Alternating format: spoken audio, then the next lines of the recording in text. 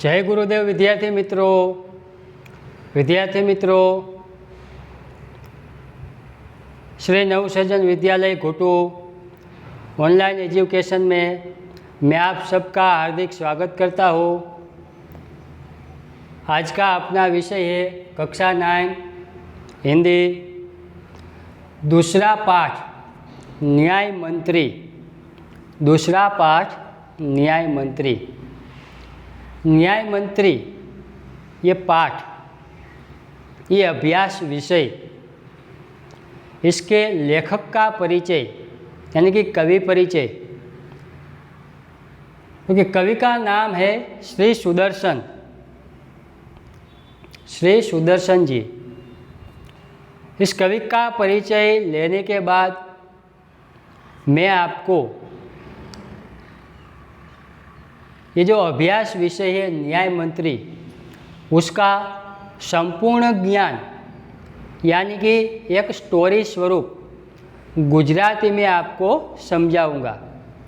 फिर next lecture में यानी कि आने वाले लेक्चर में आपको इसका भावार्थ शब्दशः हिंदी में और गुजराती में आपको समझाऊंगा।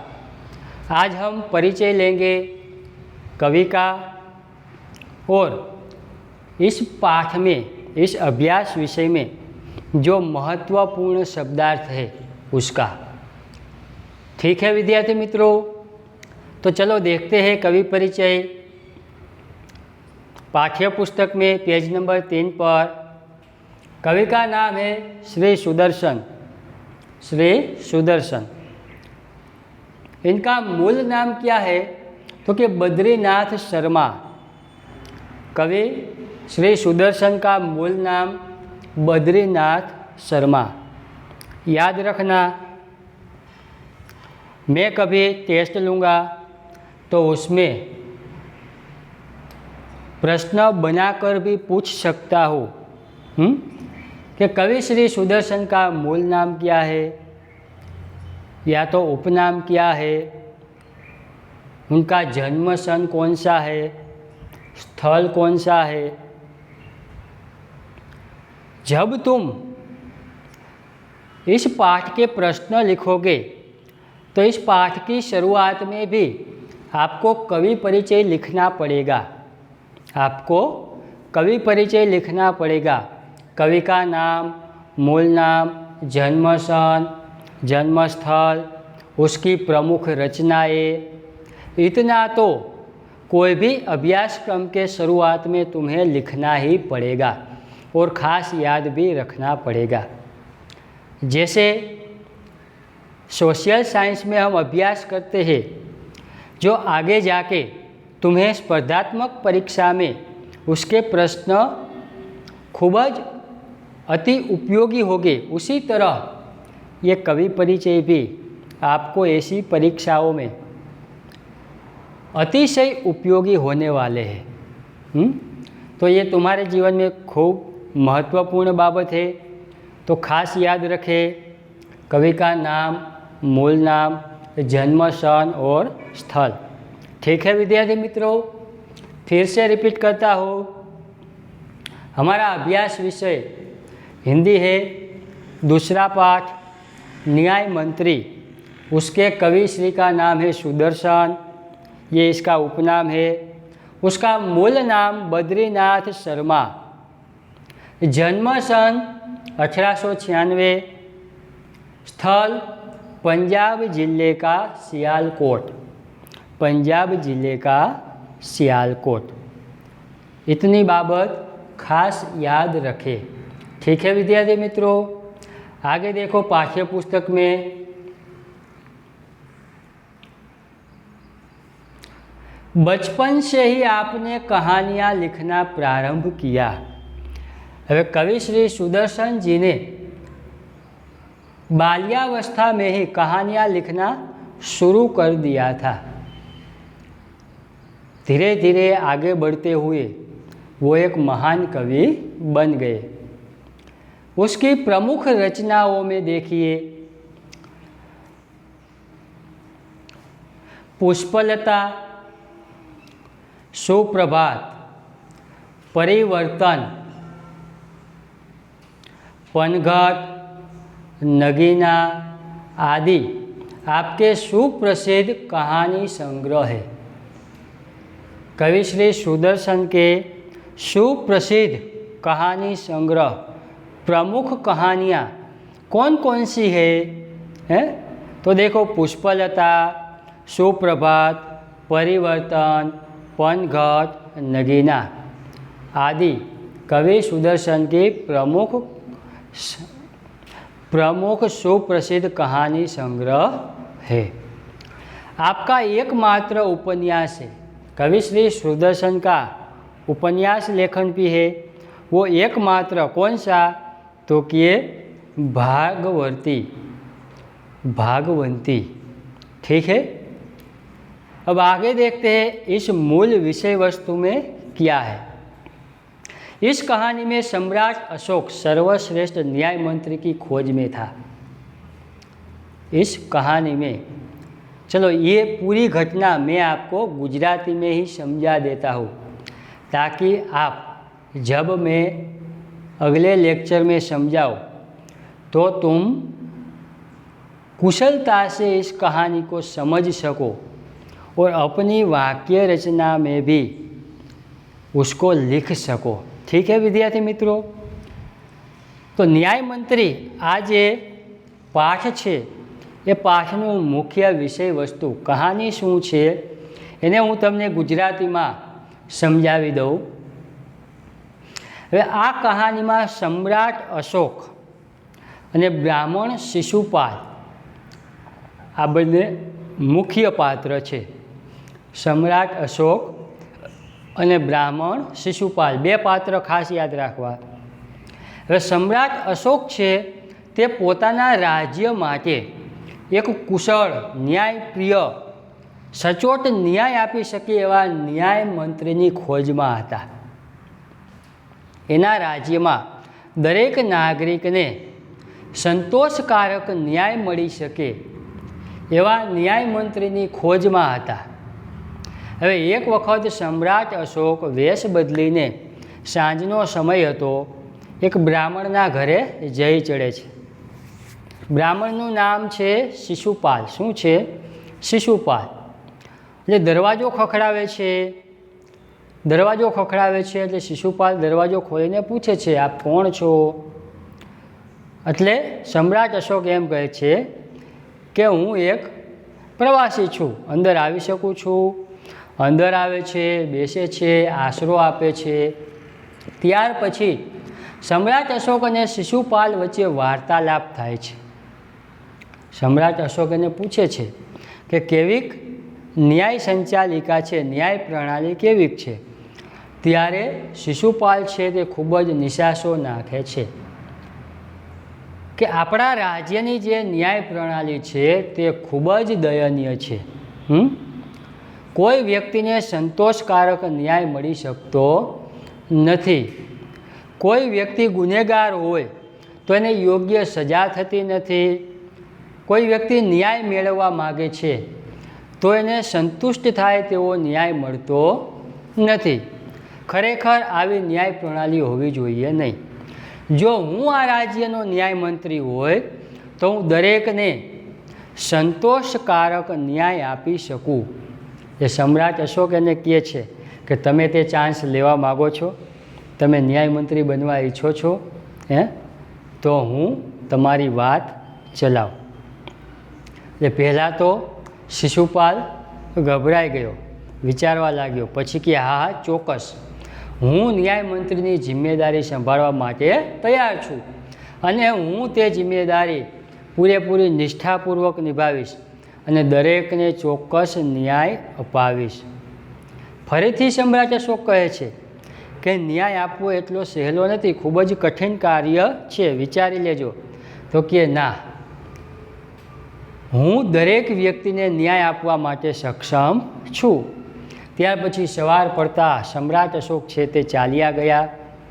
થોડાક દિવસો વીતી ગયા અને થોડાક દિવસો પછી સમ્રાટ અશોકે થોડાક સૈનિકોને આ બ્રાહ્મણ શિશુપાલના ઘરે મોકલ્યા અને શિશુપાલની ઘરે જઈ અને પેલા સૈનિકોએ કીધું કે ચાલો સમ્રાટ અશોક તમને બોલાવે છે. એટલે શિશુપાલને થયું કે આ શું અચાનક મને સૈનિકો બોલાવવા આવ્યા? ક્યાંક પહેલો જે અતિથિ આવ્યો હતો તેણે તો સમ્રાટ અશોકને કાન ભંભેરણી નહીં કરી હોય ને, મારી કોઈ ફરિયાદ નહીં કરી હોય ને. આવા વિચારો શિશુપાલને આવ્યા અને ત્યાર પછી શાંત થઈને તે પેલા સૈનિકોની સાથે સમ્રાટ અશોકના દરબારમાં ગયો અને ત્યાં જોયું તો પહેલો તેની ઘરે અતિથિ થઈને આવેલો યુવાન પોતે જ સમ્રાટ અશોક છે. એ શિશુપાલ પહેલાં તો ગભરાઈ ગયા કે મેં આમની સામે કેવું બોલી નાખ્યું. ત્યાર પછી સમ્રાટ અશોકે શિશુપાલને કીધું કે તમે ન્યાયમંત્રી થવાનો એક અવસર માગો છો, એ અવસર હું તમને આપવા તૈયાર છું. બોલો, તમે સ્વીકાર કરો છો? થોડા સમય માટે શિશુપાલ ચૂપ રહ્યો અને પછી કીધું કે હું તૈયાર છું. વિચારી લેજો, આ કામ ખૂબ જ અઘરું છે. ન્યાય અપાવવો એટલી સહેલી બાબત નથી. શિશુપાલે કીધું કે હું કોઈ પણ વ્યક્તિને ચોક્કસ અને સચોટ ન્યાય આપવા માટે તૈયાર છું. એ સમ્રાટ અશોકે તેને પોતાના રાજ્યનો ન્યાય મંત્રી બનાવી દીધો અને પોતાની જે રાજમુદ્રિકા હતી તે ન્યાય મંત્રી તરીકે શિશુપાલને પહેરાવવામાં આવી અને 1 મહિના સુધી ન્યાયમંત્રી શિશુપાલે એવો વહીવટ કર્યો, એવી ન્યાય પ્રણાલી ચલાવી કે આખા રાજ્યમાં ખૂબ જ શાંતિ પ્રવર્તી ગઈ. ક્યાંય પણ કોઈ પણ જગ્યાએ કોઈ પણ પ્રકારના ઝઘડા થતા ન હતા. એટલે શાંતિપૂર્ણ સાથે 1 મહિના સુધી ચાલ્યું. પરંતુ અચાનક જ 1 મહિના પછી એક સમાચાર મળ્યા કે નગરના પહેરેદાર, નગરના સૈનિકની કોઈએ હત્યા કરી નાખી છે. આ સમાચાર મળતા જ ન્યાયમંત્રી શિશુપાલ છે તે ચોંકી ગયા કે એક પહેરેદારની હત્યા થઈ ગઈ. ખૂબ જ ગંભીર બાબત છે. અશોકે કીધું કે તમારી વ્યવસ્થા નીચે એક પહેરેદારની હત્યા થઈ ગઈ છે, ખૂબ જ દંડનીય અપરાધ કરેલો છે, એને ઝડપથી શોધી કાઢો. એ શિશુપાલે કીધું કે હું તેને ચોક્કસ શોધી કાઢીશ અને યોગ્ય સજા પણ આપીશ. અને શિશુપાલે થોડા સમયમાં શોધી પણ કાઢ્યા. સમ્રાટ અશોકના દરબારમાં શિશુપાલને પૂછવામાં આવ્યું કે ગુનેગાર કોણ છે, તમે શોધી કાઢ્યો? શિશુપાલે કહ્યું કે હા, મેં તે ગુનેગારને શોધી કાઢ્યો છે. એ ગુનેગાર બીજું કોઈ નહીં પણ સમ્રાટ અશોક તમે જ છો. અને સૈનિકોને આદેશ આપ્યો કે આ સમ્રાટને ગિરફ્તાર કરી લ્યો, પકડી લ્યો. સમ્રાટ અશોક પોતાના હોઠ દબાવી ગયા કે આટલો પરફેક્ટ ન્યાય, એક રાજાને ગિરફ્તાર કરવાનો આદેશ આપી દીધો. બધા જોઈ રહ્યા કે એક રાજાને ગિરફ્તાર કરવાનો આદેશ, અને બિલકુલ ખચકાટ વગર શિશુપાલે આદેશ આપી દીધો કે સમ્રાટ અશોકને ગિરફ્તાર કરી લેવામાં આવે અને તેને ફાંસીની સજા આપવામાં આવે.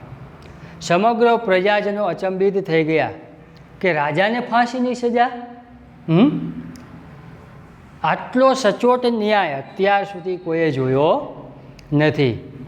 ત્યાર પછી શિશુપાલે એમ પણ કીધું કે સમ્રાટ અશોક આપણા રાજા છે અને રાજાને તો ઈશ્વરનું સન્માન આપવામાં આવ્યું છે, તો ઈશ્વરને આપણે લોકો સજા આપી શકીએ નહીં. એને તો માત્ર ઈશ્વર જ સજા આપી શકે.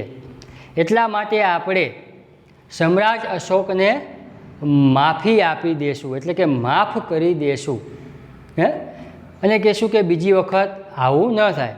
જ્યારે સમ્રાટ અશોકની જગ્યાએ આપણે એક સુવર્ણ મૂર્તિને, સમ્રાટ અશોકની સોનાની મૂર્તિને આપણે ફાંસીએ ચડાવી દેશું.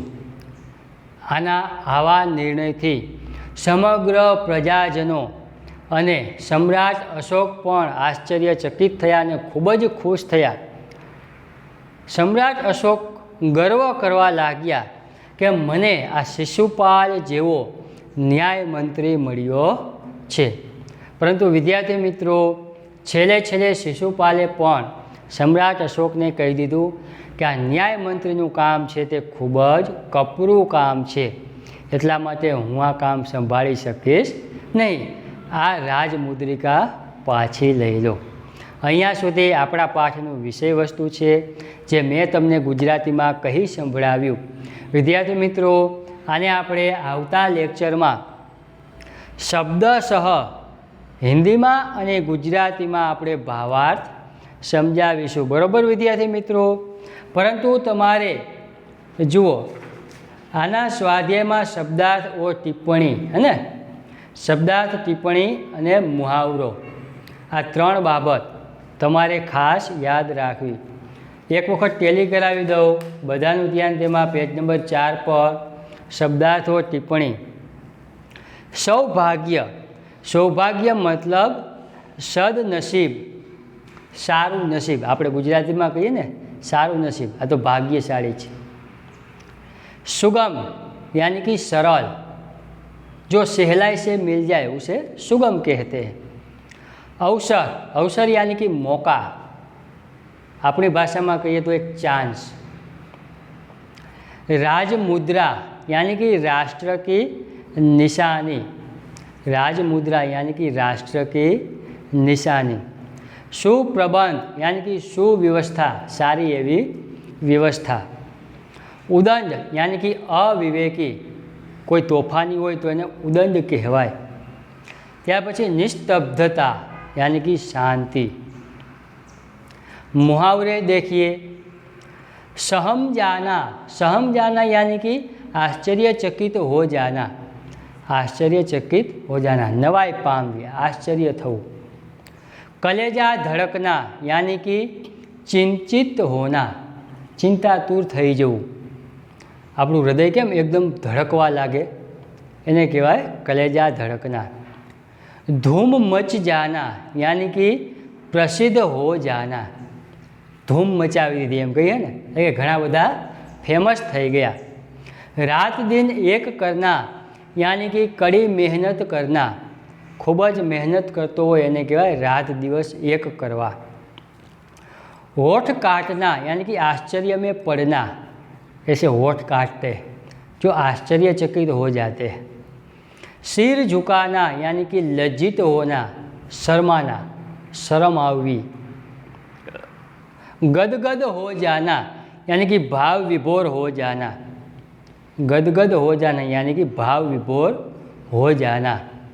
आंखें खोल देना, सही परिस्थिति समझाना, सही परिस्थिति समझाना यानी कि એટલે કે કોઈ વ્યક્તિથી કોઈ ભૂલ થઈ ગઈ હોય ત્યાર પછી તેને સમજાવવો, એટલે તે સાચા માર્ગે આવે, એને કહેવાય એની આંખો ખુલી ગઈ. બરાબર વિદ્યાર્થી મિત્રો?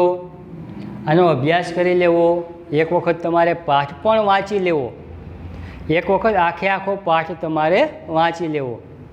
વાંચવામાં પણ ઘણા બધાને ભૂલો થાય છે, ભૂલો ન થાય એટલે એક વખત ખાસ વાંચી લેવો, જેથી કરીને આપણે આવતા લેક્ચરમાં આનો ભાવાર્થ હિન્દીમાં અને ગુજરાતીમાં કરીશું તો તમે સહેલાઈથી સમજી શકો. જો તમને ભાવાર્થ આવડતો હશે તો તમે કોઈ પણ પ્રશ્ન તમારે પાકા નહીં કરવા પડે, કોઈ પણ પ્રશ્નને તમે તમારી રીતે જ તમારી ભાષામાં લખી શકશો.